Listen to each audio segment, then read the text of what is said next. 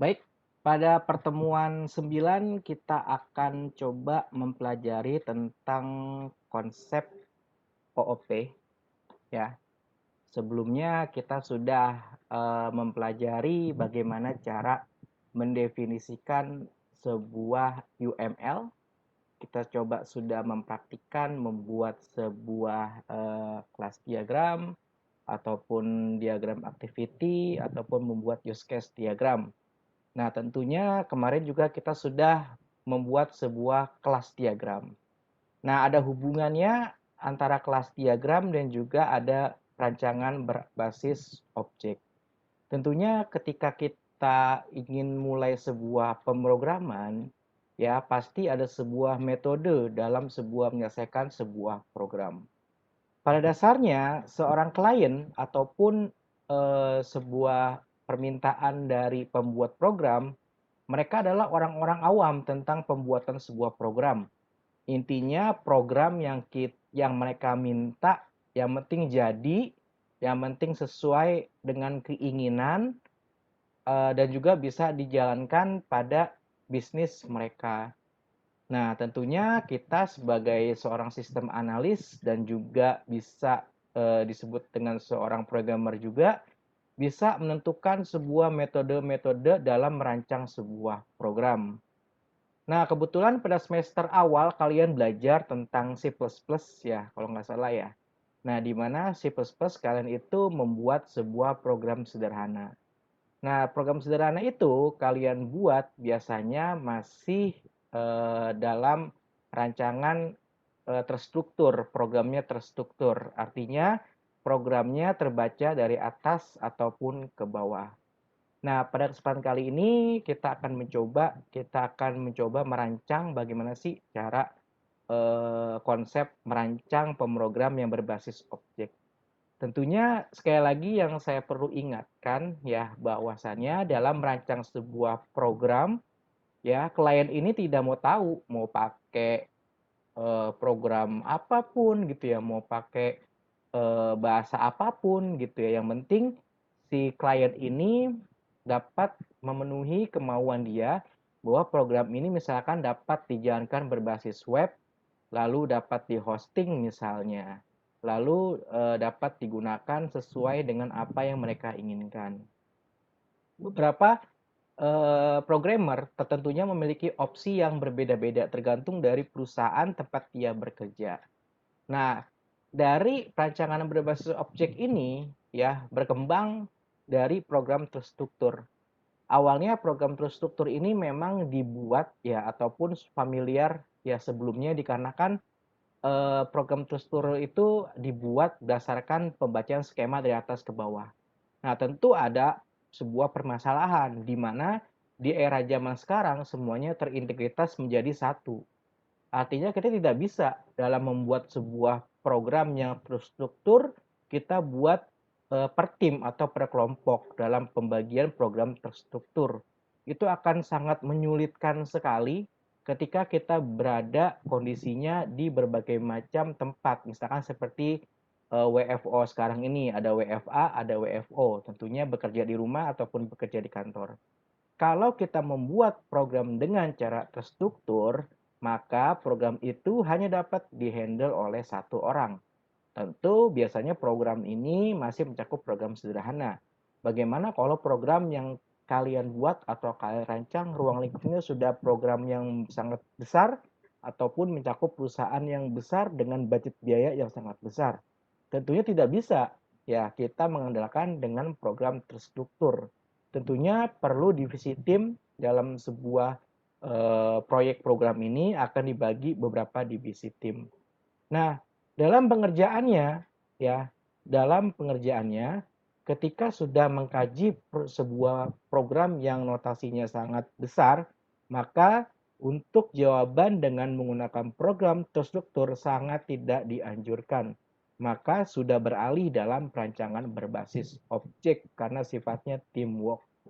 Nah, dalam perancangan berbasis objek ini tentu dapat dibagi-bagi dalam pembuatan sebuah skrip pemrogramannya. Dalam arti tim A, tim B, tim C, atau tim D masing-masing membuat sebuah objek-objek dari program yang sudah ditentukan. Nah, dari objek-objek itu akan ada sebuah program utama yang nanti dapat dipanggil atau disatukan dari objek-objek yang sudah dibuat sebelumnya. Jadi, dengan metode perancangan berorientasi objek ini diharapkan dalam pembuatan program dapat dikerjakan secara bersama-sama maupun dapat dilakukan secara individu bisa juga ya, tapi agak repot juga ya. Nah, makanya ketika nanti kalian akan skripsi, ketika mengambil sebuah program berkelompok, pasti wajib ya berorientasi pada objek. Jadinya sifat prosedur codingnya itu pasti sudah bersifat OOP ketika kalian mengambil skripsi yang berkelompok. Nah, pada materi ini sekarang saya akan menjelaskan tentang perancangan apa sih, gimana sih cara merancang programming yang berorientasi objek. Sebelumnya harus kita pahami sebelumnya bahwa untuk perancangan OOP ini ya terintegrasi langsung dengan kelas diagram yang sudah kalian buat sebelumnya. Karena isi dari OOP ini adalah gabungan dari kelas diagram yang kalian buat sebelumnya.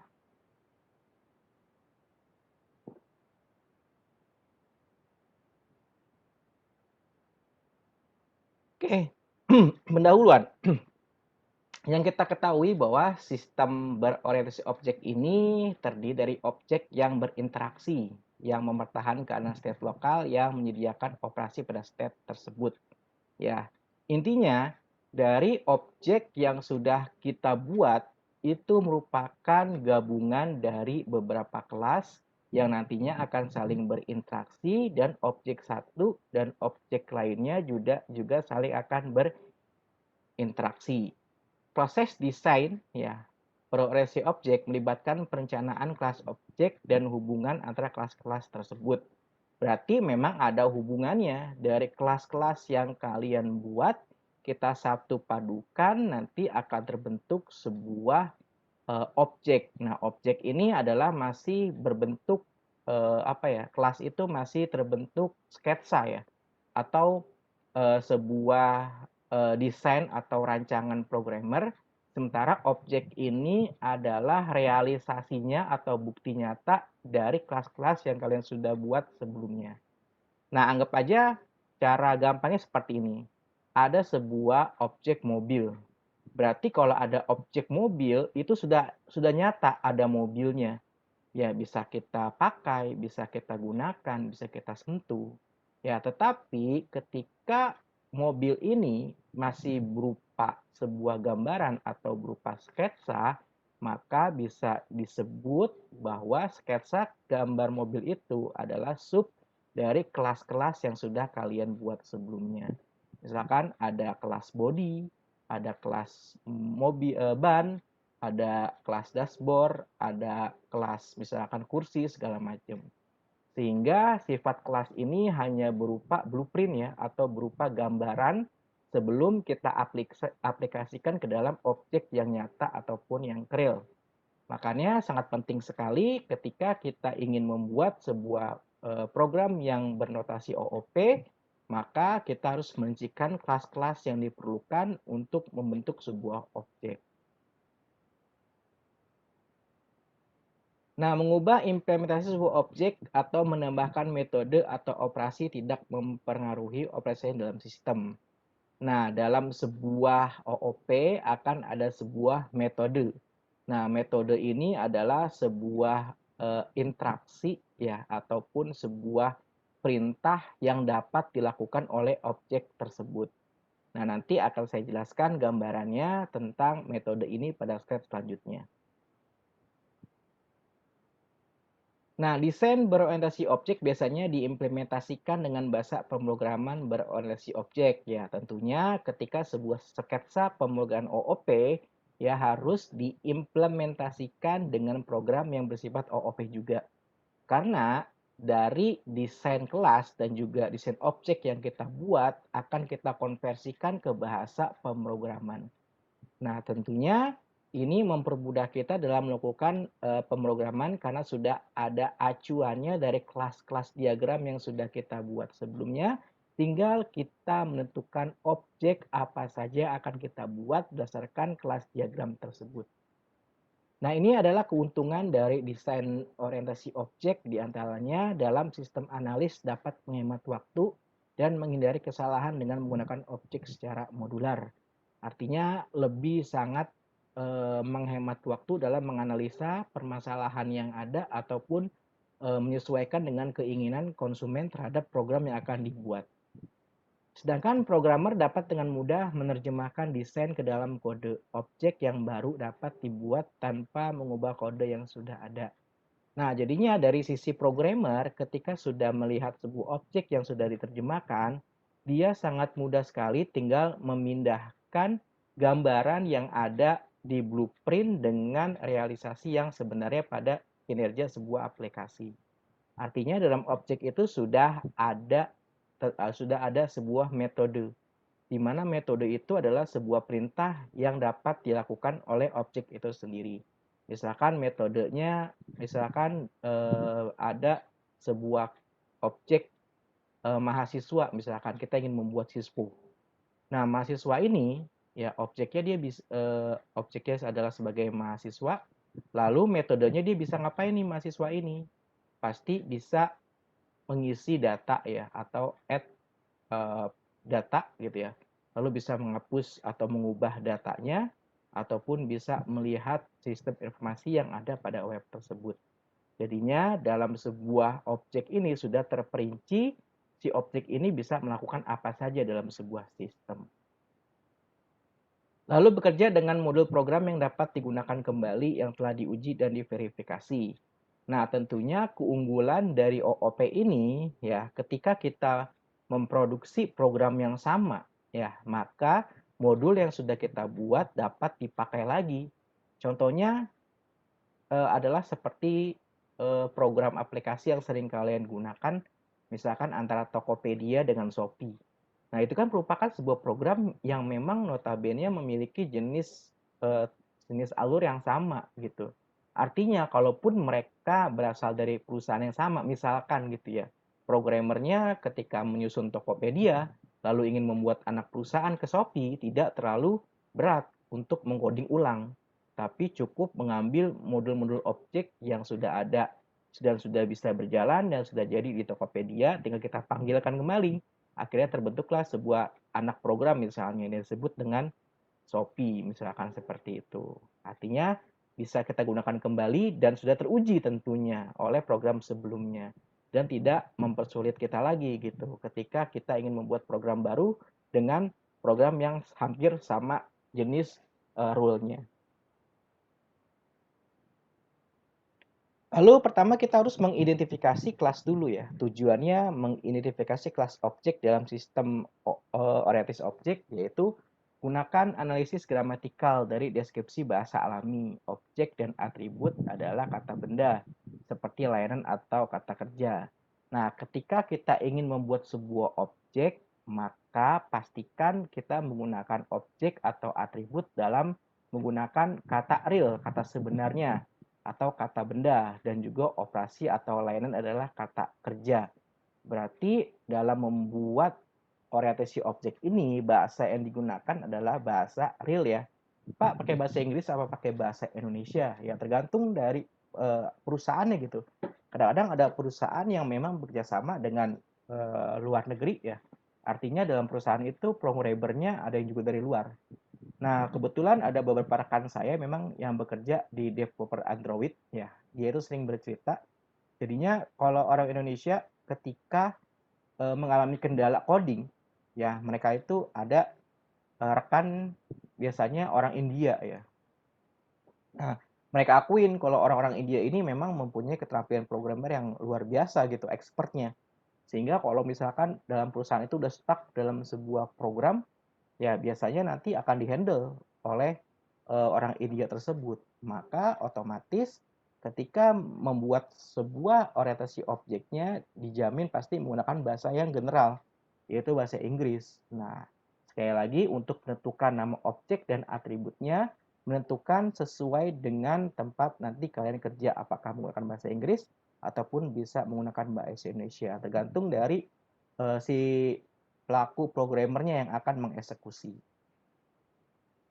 Lalu gunakan entitas nyata benda dalam domain aplikasi, misalkan seperti nama objek langsung, seperti nama mobil.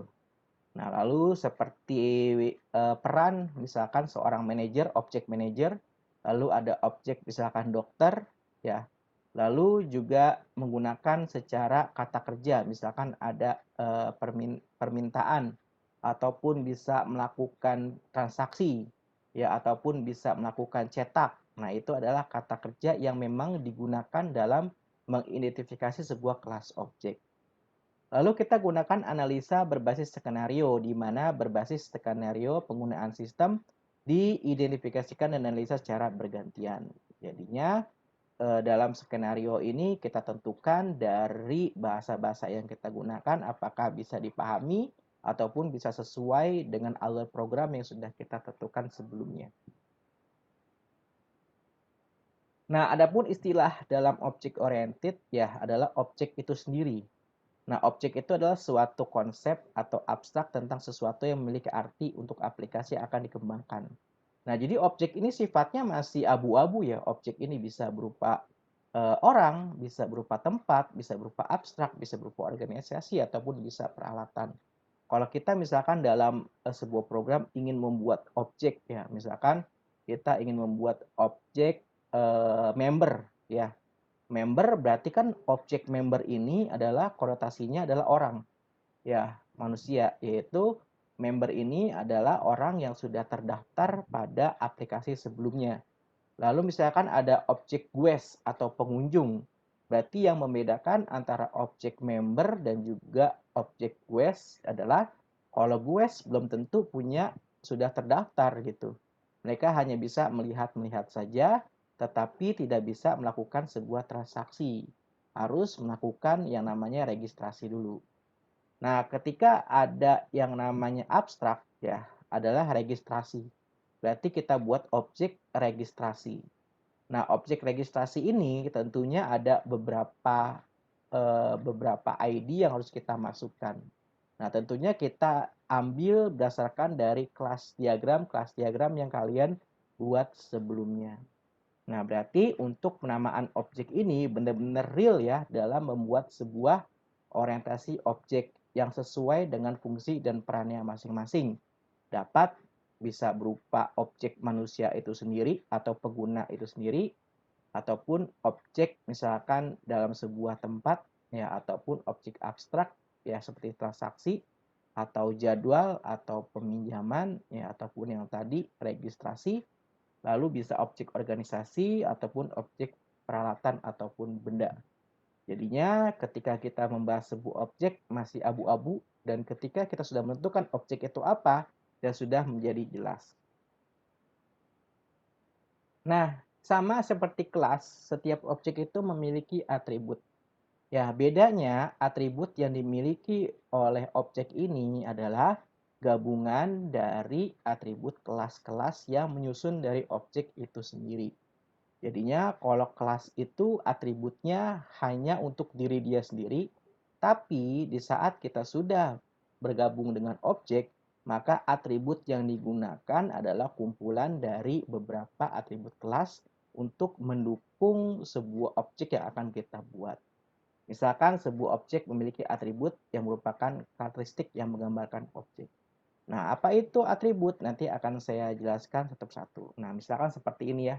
Sudah dijelaskan, misalkan contohnya ada kelas mobil. Ya, waktu itu kita sudah membuat kelas mobil, setiap kelas pasti memiliki sebuah atribut. Nah, mobil ini memiliki atribut misalkan warna, ya. Lalu domain nilainya untuk warna adalah ada warna putih, hitam, perak, abu-abu, dan seterusnya.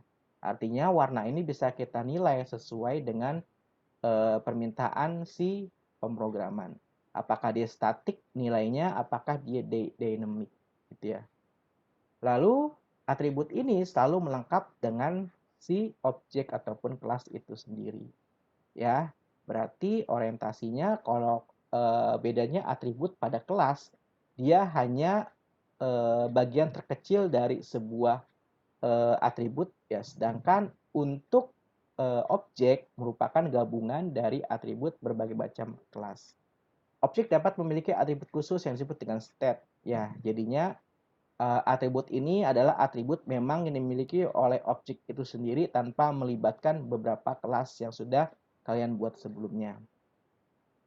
Keadaan suatu objek adalah suatu sifat yang menggambarkan status objek saat ini. Nah, misalkan status objeknya ini aktif ataupun tidak aktif ataupun dibekukan. Jadinya objek ini bisa kita panggil ataupun bisa kita aktifkan ataupun bisa kita matikan dalam kondisi tertentu. Misalkan dalam sebuah rekening bank, misalkan ketika rekening bank itu sudah tidak aktif, maka objek untuk melihat transaksi pun dihapus ataupun dihilangkan karena kondisinya memang rekening itu tidak aktif. Jadi kita sudah tidak bisa lagi melakukan transaksi. Maka kondisi seperti ini, objek yang harusnya dapat melihat detail transaksi, maka kondisinya menjadi off bila mana rekening suatu bank itu dalam kondisi tidak aktif.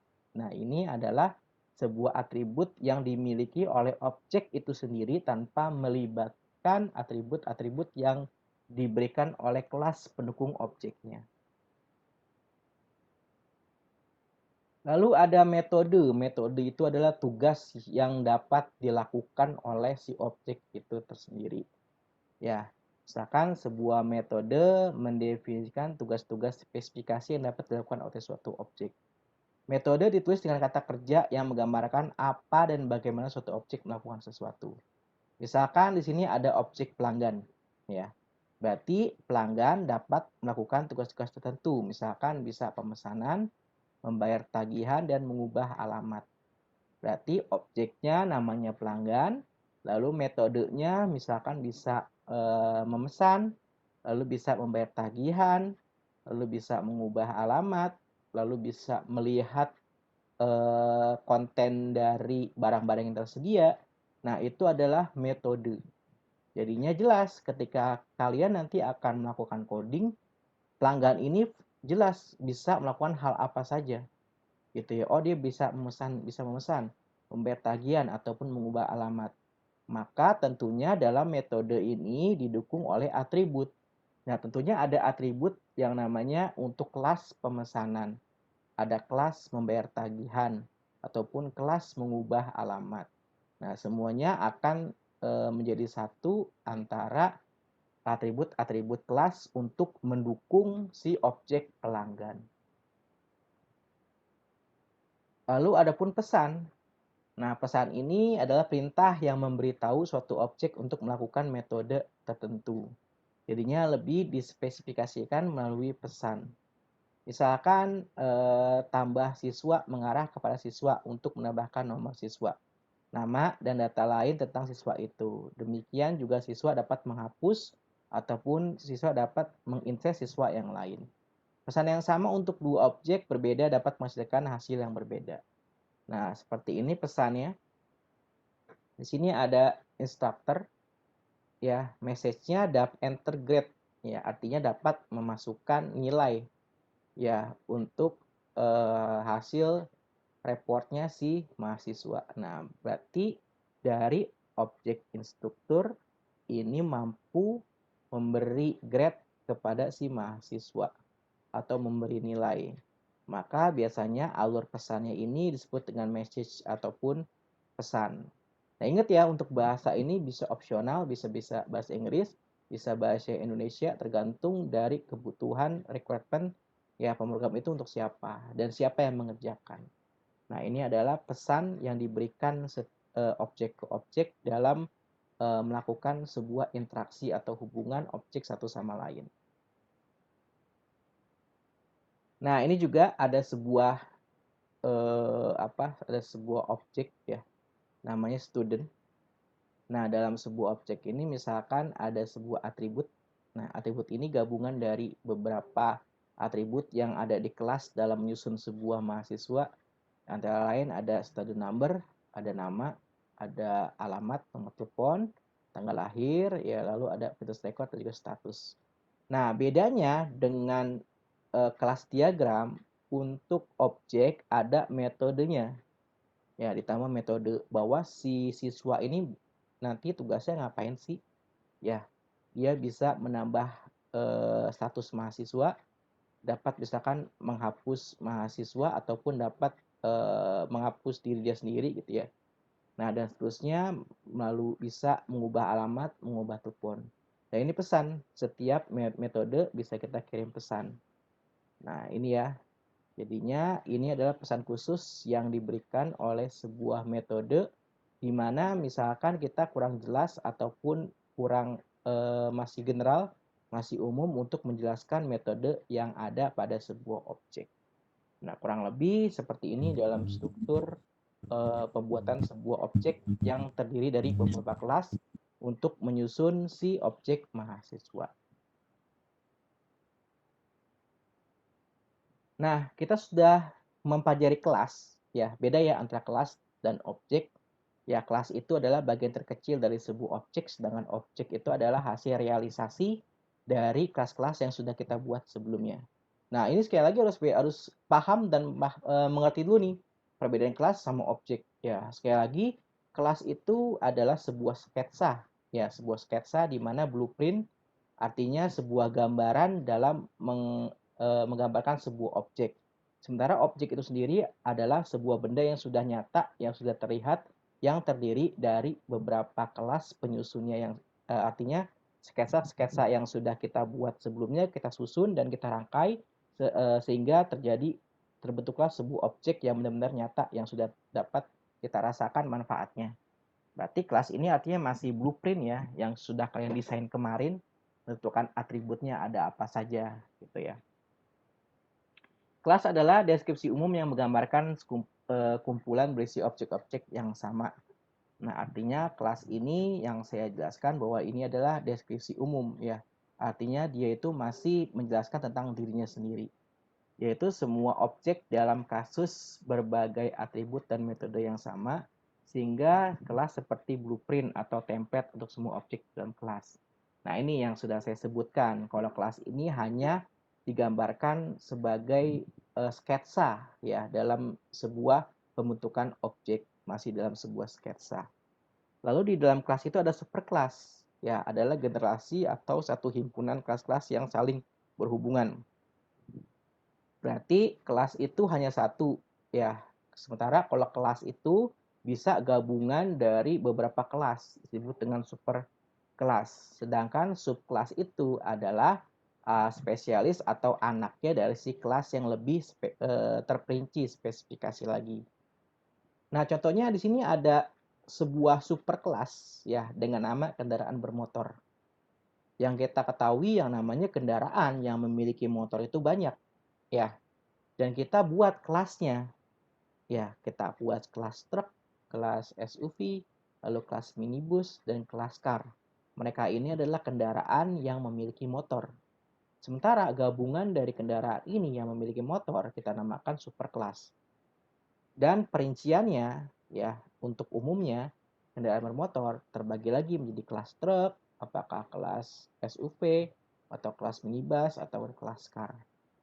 Nah, setelah terperinci lagi, kita bisa mendeskripsikan lebih perinci lagi tentang subkelas minibus.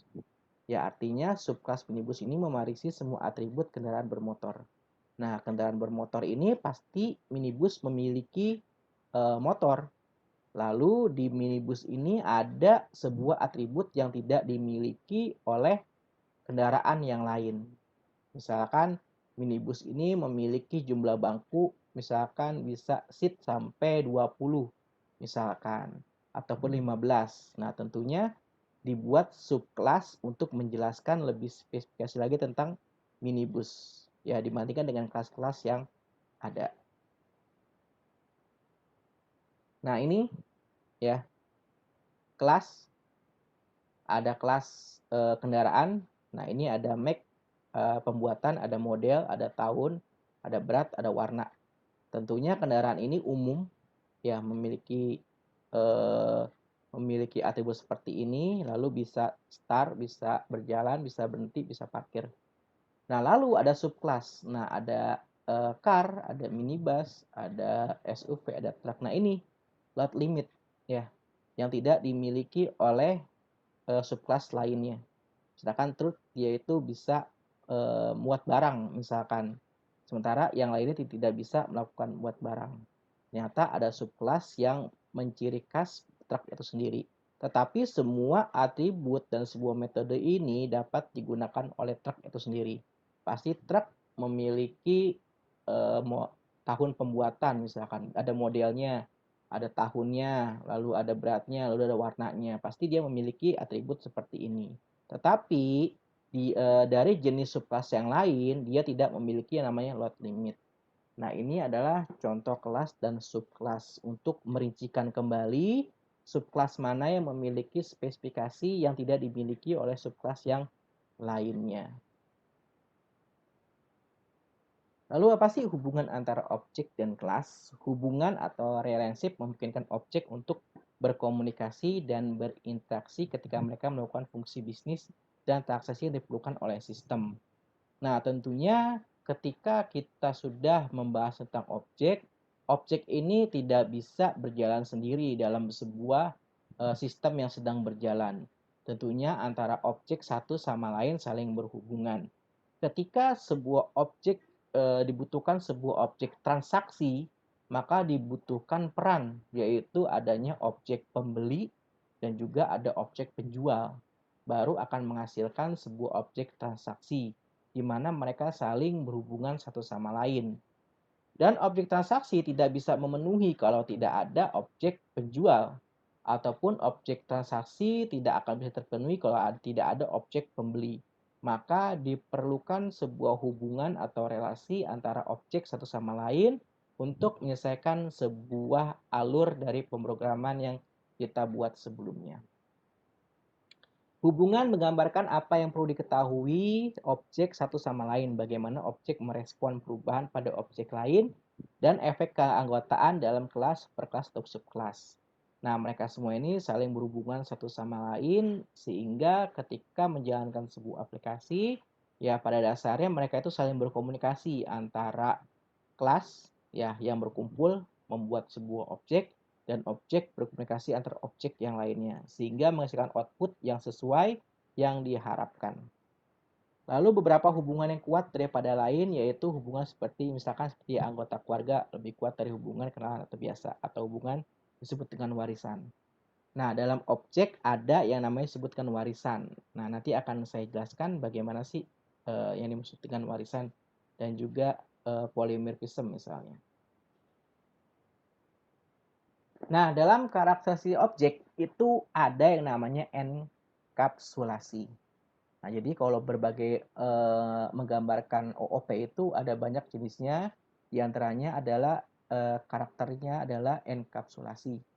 Data atau prosedur fungsi dikemas bersama-sama dalam sebuah objek, sehingga prosedur dan fungsi lain dari luar tidak dapat mengaksesnya.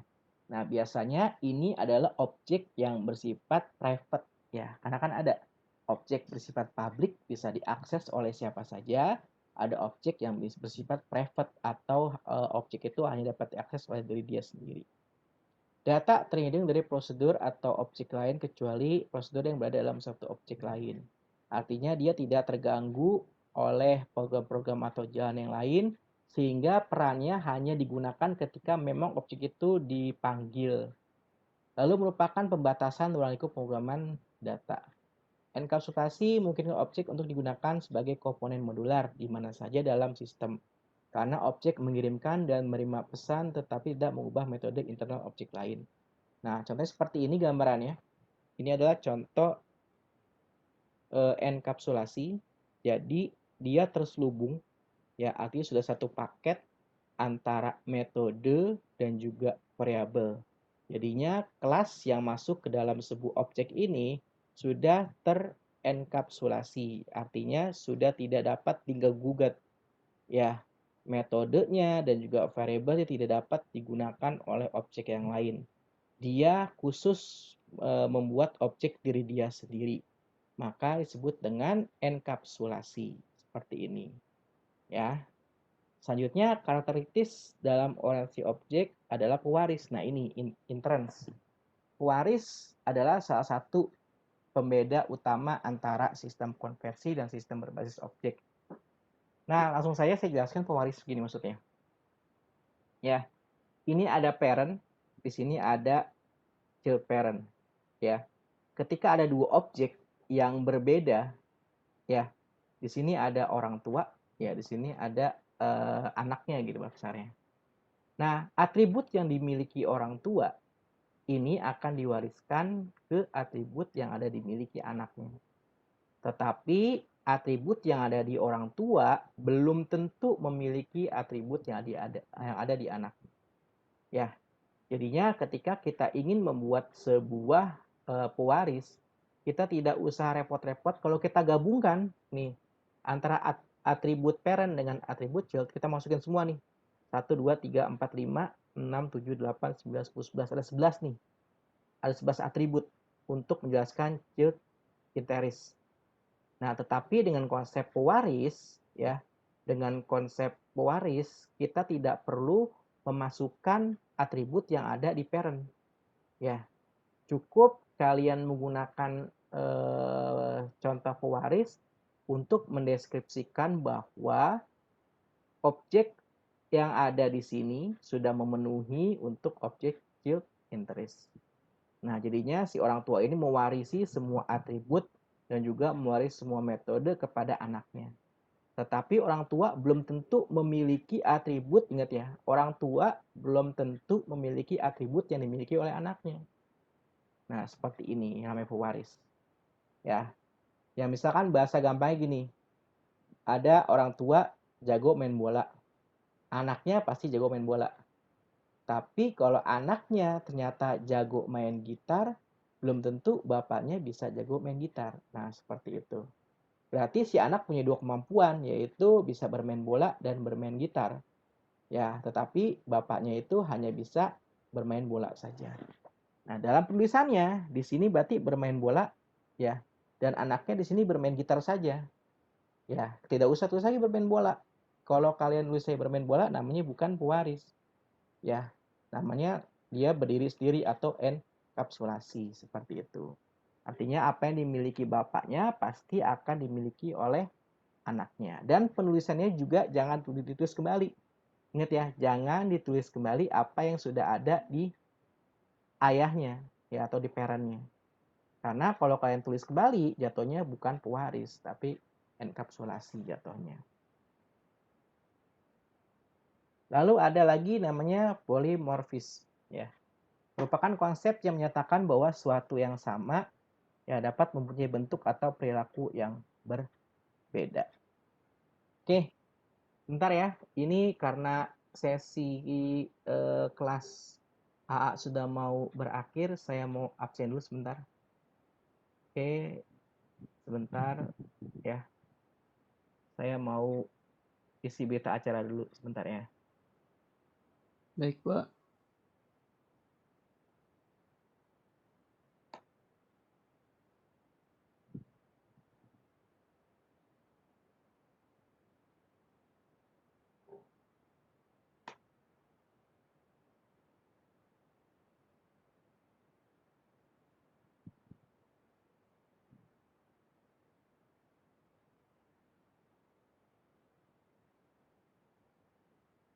Sudah absen semua kan ya? Yang 11 6 AA ya? Sudah, Pak. Ya, soalnya mau saya keluarin nih absennya.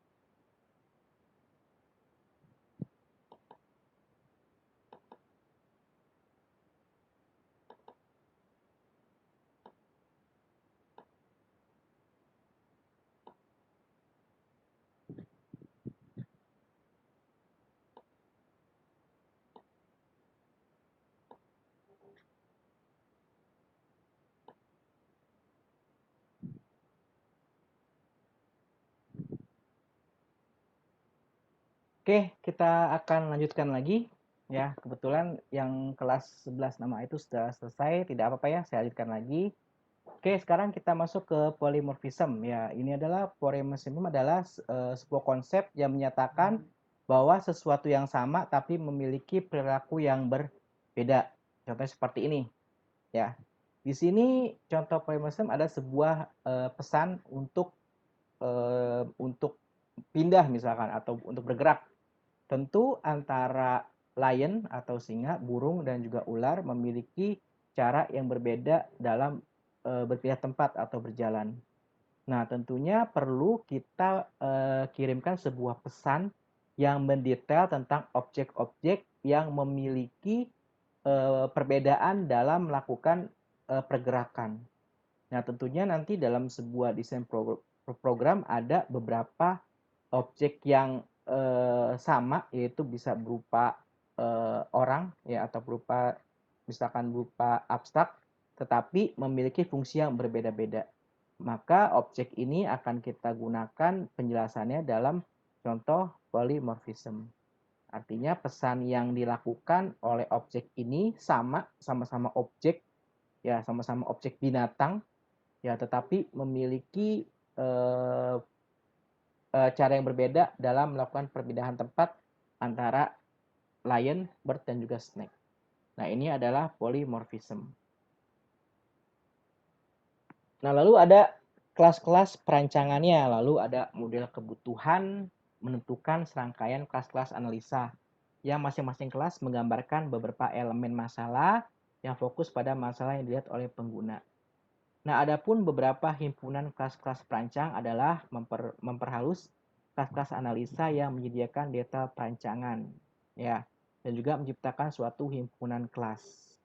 Nah, ini adalah kelas ya yang menggambarkan antara beberapa spesifikasi ya ataupun beberapa perincian yang lebih mendetail tentang peran kelas itu sendiri. Di antaranya kelas-kelas itu adalah sekali lagi bagian terkecil dari sebuah objek di mana kelas itu merupakan sebuah identitas, misalkan kelas-kelas untuk antarmuka, lalu untuk kelas-kelas bisnis, lalu kelas proses, lalu kelas persisten, ataupun kelas-kelas sistem. Nah, ini kan semuanya materi semua ya. Sekarang karena waktunya juga sudah mulai ini ya. Nah, ini saya akan mempercepat saja durasinya. Bahwa ini adalah pendekatan program terstruktur. Ya, berbeda dengan orientasi objek seperti ini gambarannya. Kalau dia program struktur, program utama akan memanggil fungsi 1 dan fungsi 2, fungsi 3, fungsi 4, fungsi 5, ini secara alur dari atas ke bawah. Ya, artinya program utama akan lebih dahulu memanggil fungsi 1 dan fungsi kedua dan tidak bisa langsung memainkan fungsi 3, fungsi 4, atau fungsi 5. Nah, ini adalah program terstruktur rangkaiannya. Sedangkan hubungan data dan fungsi programan terstruktur ini ada sebuah data global, di mana data global ini tidak bisa kita gabungkan satu sama lain, tetapi tetap untuk fungsi lokal dapat diakses secara terstruktur. Artinya data global ini dapat mengakses data global satu dirinya sendiri ataupun lokal ketiga ataupun keempat, dan juga bisa memanggil fungsi 1, fungsi 2, fungsi 3, dan tidak bisa memanggil langsung di bawahnya. Nah, ini adalah untuk pemrograman terstruktur. Ya, selanjutnya, nah ini adalah pemrograman yang berorientasi pada objek. Jadinya ada objek A, objek B, dan objek C, di mana di sini yang bermain adalah si metode-metode yang ada pada objek A, objek B, ataupun objek C. Dan rule-nya, objek C bisa memanggil langsung objek A. Objek A bisa langsung memanggil objek B. Objek A bisa langsung memanggil objek C tanpa harus melakukan alur dari atas ke bawah. Lebih dinamis, kapanpun kita mau pakai objek ini bisa kita langsung tentukan, langsung bisa kita panggil tanpa harus menunggu ataupun mendeskripsikan kembali objek-objek yang memenuhi dari atas ataupun ke bawah. Jadinya lebih dinamis sekali untuk pemrograman objek. Yang saya bilang tadi, ketika nanti di lapangan ada sebuah tim programmer, maka dapat membuat objek A, objek B, dan objek C. Misalkan si A membuat objek A, si B membuat objek B, si C membuat objek C.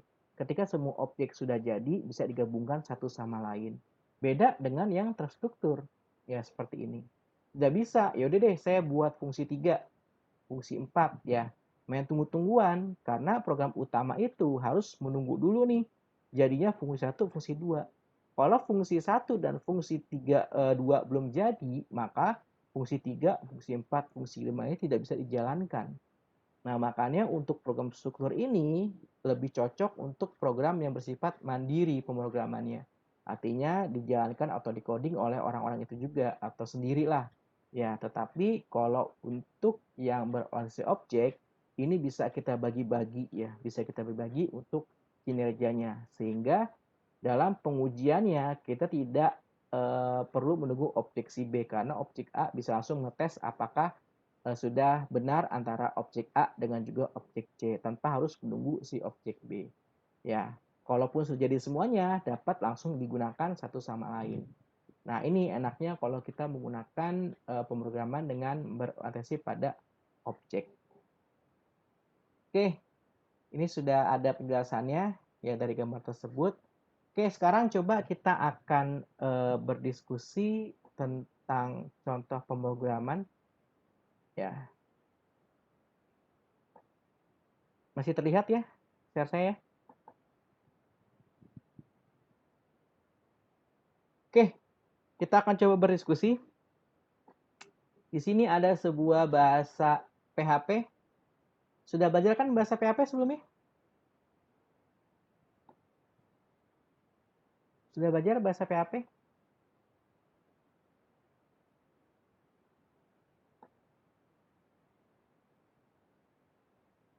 Oke, sebentar.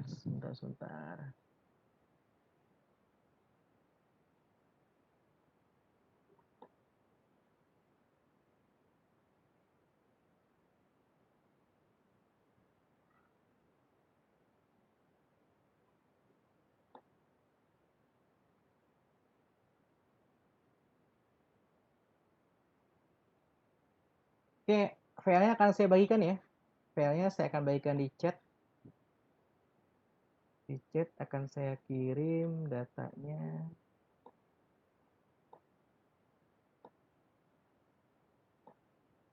Chat. Oh, dia tidak bisa ya mengirimnya. Oke. Beda sama. Oke, saya kirim di grup aja ya. Nah, tugas kalian coba hari ini kita coba diskusi bagaimana generalisasi dari program kita pindahkan atau kita baca mana yang kelas, mana yang objek.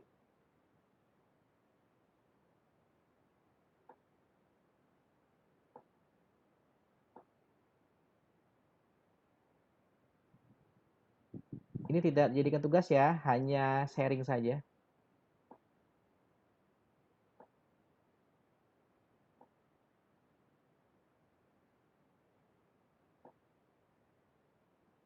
Oke, sudah saya share di grup masing-masing. Sekarang akan saya share lagi.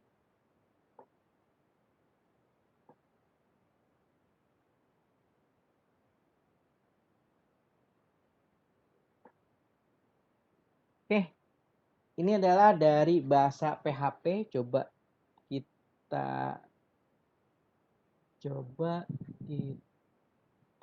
translatekan. Oke, ini ya. Coba dibaca dulu ya.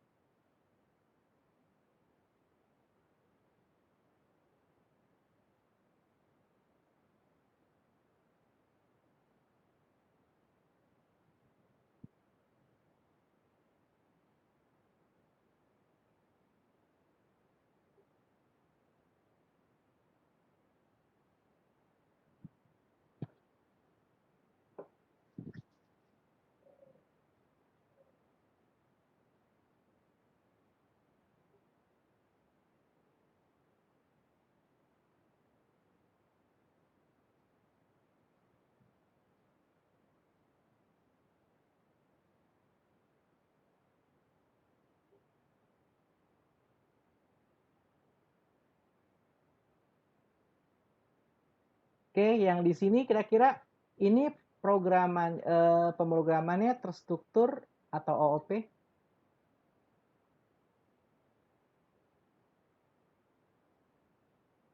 Ayo, yang lain bisa bersuara. Kita akan berdiskusi sejenak.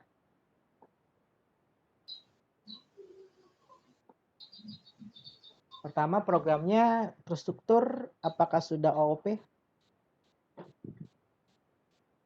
Sudah, Pak. Kenapa? Sudah OOP. Kenapa sudah OOP? Di situ ada public, ada pewarisan sifat ya Pak kalau nggak salah. Lalu?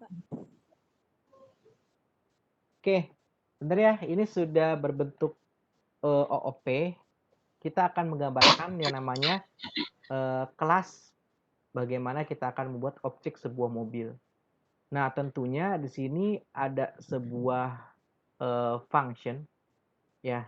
Di dalam sebuah kelas itu ada function, di sini ada atribut ya. Yaitu ada ada warna, rangka mesin, state engine, tahun produksi dan label. Nah, ini adalah sebuah jenisnya private, artinya hanya diakses oleh file ini sendiri.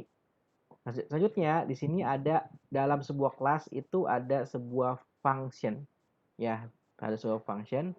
Nah, nantinya function ini tidak berjalan secara alur dari atas ke bawah, tergantung dari pemanggilan yang akan dijalankan. Nah, dari konsep program ini bisa kita ketahui nih bahwa program ini tidak terbaca dari atas ke bawah. Artinya mereka itu berjalan langsung dari poin yang di sini. Poin dari objek yang kita buat. Nah, ini ya. Objek yang kita buat. Di sini kita akan sudah membuat objek ya dari kelas mobil. Ya, di atas itu adalah kelas mobil. Nah, inilah objeknya dengan nama mobil saya. Namanya mobil saya, kita ambil dari new mobil, objeknya, otomobil baru. Nah, di sini kita masukin nih, bahwa mobil saya di set warna merah. Lalu mobil saya set tahunannya 2015. Lalu mobil saya di set nomor rangkanya sekian. Lalu di sini label atau informasinya, ini mobil saya nih. Lalu get informasi artinya dicetak. Nah, seperti itu. Berarti di sini sudah ada nih objek baru. Ya, objek yang mendeskripsikan beberapa poin outputan, yaitu mobil saya sampai terus nih ya. Ya, dan juga di sini dicetak lagi, kita panggil nih function yaitu maju.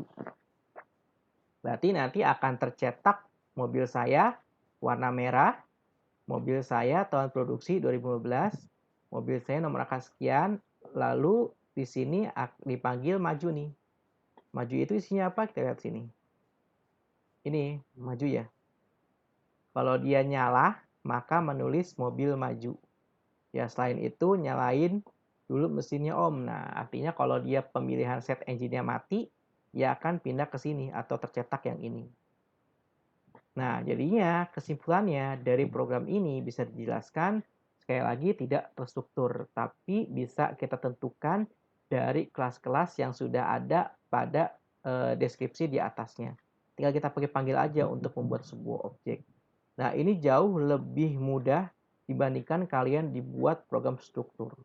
Kalau kita ingin membuat program struktur dengan mendeskripsikan skrip ini, maka akan memakan waktu yang banyak atau akan membutuhkan pemrograman yang lebih rumit dari sebelumnya. Nah, terus kita akan di sini membuat lagi yang namanya objek mobil tetangga ya. Lalu di sini ada new mobil. Lalu di sini labelnya mobil tetangga, warnanya hitam, ini tahun produksinya, ini nomor rangkanya, lalu dicetak lagi. Ya, lalu ini nyalakan nih. Nyalakan. Ya, nyalakan tadi ada beberapa pesan kalau dinyalakan. Nah, berarti ini ya. Nyalakan mana tadi ini. Function matikan, function maju, nyalakan. Nah, ini ya. Ceritanya mesin menyala seperti itu. Ini hanya cetak ya, echo itu hanya cetak ya. Hanya cetak saja teksnya. Lalu dia maju. kondisinya. Nah, lalu kita akan membuat output lagi yang berupa mobil kantor, nama labelnya. Lalu ini warna biru kita set, lalu tahunnya, lalu nomor rangkanya dan sekian. Nah, dari program ini dapat disimpulkan bahwa sifat dari OOP itu ya hanya tinggal memanggil dari kelas-kelas yang sudah kita buat sebelumnya. Ya, sehingga terbentuk sebuah objek-objek yang sudah ditentukan ataupun yang kita inginkan seperti apa. Nah, tentunya ini jauh mempermudah kita dalam melakukan coding dibandingkan dengan sistem yang terstruktur. Nah, karena ini masih teori gitu ya. Sebenarnya kalian udah dapat pemrograman apa belum sih ini? Udah dapat, Pak. Pemrogramannya apa? Bahasa apa? Bahasa pemrograman PHP. PHP-nya sudah OOP atau masih struktural? Sudah OOP, Pak, udah Sudah OP. berobjek. Sudah OP. Oke, berarti PHP sama apa lagi?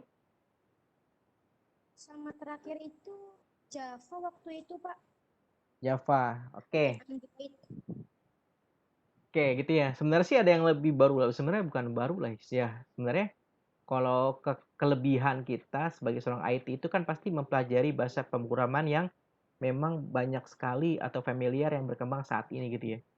Ya mungkin salah satunya adalah sekarang itu lagi tenar yang Python ya. Mungkin kalau kalian searching apa sih pemrograman Python gitu ya. Pasti itu jauh lebih sederhana sekali pemrogramannya dibandingkan dengan pemrograman PHP ataupun Java. Ya, lebih sederhana juga menurut saya gitu ya. Nah, artinya ketika kalian dapat sebuah materi PHP maupun Java, itu hanya adalah bahasa ya. Yang lebih penting adalah algoritmanya. Makanya dibelajarin algoritma pemrograman. Bagaimana kita membuat if ya atau bagaimana kita mengkonversi bilangan, menghitung segala macam. Itu yang lebih penting dalam sebuah pemrograman. Karena basic dari sebuah pemrograman itu bukan dari bahasa, ya, melainkan dari algoritma. Kalau kita sudah paham algoritmanya, mau bahasa seperti apapun yang akan kita coding, cukup kita melihat ataupun mengetahui struktur dari bahasa yang baru seperti apa. Ya, tentu if pada Java dengan if pada PHP itu berbeda. Ya, di Java nggak mungkin ada tanda dolar seperti ini. Tapi di PHP ada. Nah, inilah yang membedakan bahasa satu dengan bahasa yang lain. Tapi ingat ya, dalam pemrograman itu yang paling penting adalah algoritmanya. Ya, bagaimana struktur if, lalu kita belajar looping, segala macam. Nah, itu yang jauh lebih penting. Ya, makanya apapun bahasa yang kalian pelajari gitu ya, itu adalah bagaimana cara kita mengenal bahasa dalam pemrograman antara PHP maupun atau Java. Nanti dari situ kalian mengetahui perbandingannya. Tetapi yang satu hal, mereka memiliki struktur branch atau percabangan yang sama dalam mengoperasikan sebuah bilangan. Ada yang dikonversi dulu ya bilangannya, ada yang tidak perlu dikonversi segala macam. Nah, seperti itu. Baik, sampai sini ada yang mau ditanyakan? Hari ini yang online ada berapa orang? 13 dari 2 kelas. Tidak apa-apa lah. Bagaimana? Ada yang mau ditanyakan? Cukup, Pak. Cukup. Baiklah, kalau dirasa cukup ya kita nanti akan ketemu lagi. Ya, sehingga nanti project akhirnya ini benar-benar kita akan menggambarkan sebuah platform ya atau sebuah aplikasi di mana masih dalam bentuk sketsa ataupun masih dalam berbentuk sebuah diagram-diagram ya. Di sini tidak ada pengkodingan tapi kita sebagai sistem analis ya. Makanya kita hanya berupa simbol-simbol ataupun berupa grafik. Baik, kalau tidak ada ditanyakan, boleh kita foto sejenak untuk dokumentasi. Bisa dinyalakan kameranya.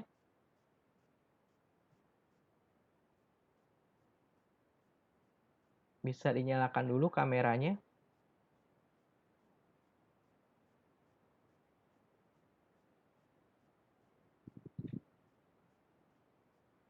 Belum siap yang lain ya.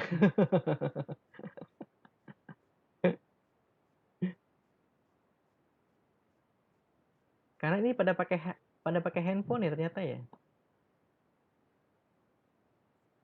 Izin Pak, lagi makan. Oh iya, iya tidak apa-apa, nggak apa-apa, silakan nggak apa-apa, saya makan. Kalau di kelas nggak bisa ini makan nih.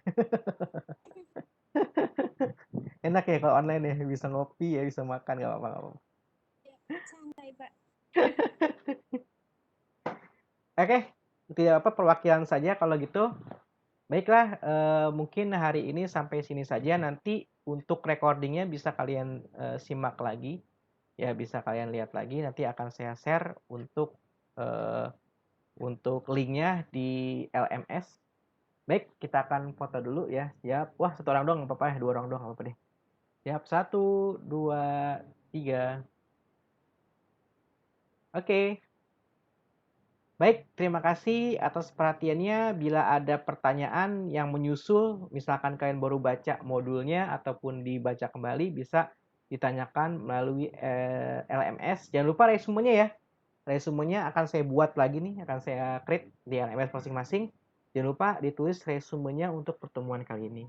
Terima kasih atas perhatiannya. Kelas saya tutup. Assalamualaikum warahmatullahi wabarakatuh. Waalaikumsalam. Waalaikumsalam.